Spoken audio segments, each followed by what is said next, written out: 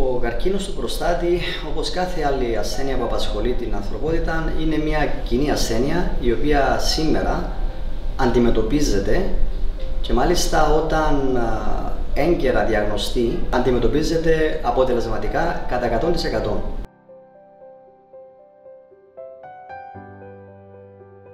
Με την επίμονη προτροπή της συζύγου και της κόρης μου, τελικά προχώρησα σε εξετάσεις και τα λοιπά, ρουτίνας, και ως εκ τούτου προέκυψε να είχα σε πολύ αρχικό στάδιο καρκίνο στο προστάτη.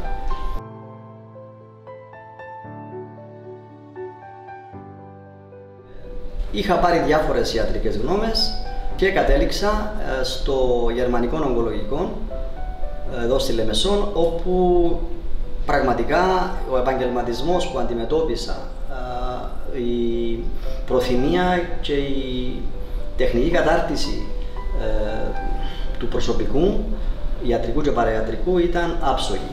Η πρόληψη είναι η καλύτερη θεραπεία. Δηλαδή, το PSA και η δακτυλική εξέταση μπορούν να μας δώσουν την πρώιμη διάγνωση που θα μας βοηθήσει να πάρουμε την κατάλληλη θεραπεία σε μεταγενέστερο στάδιο.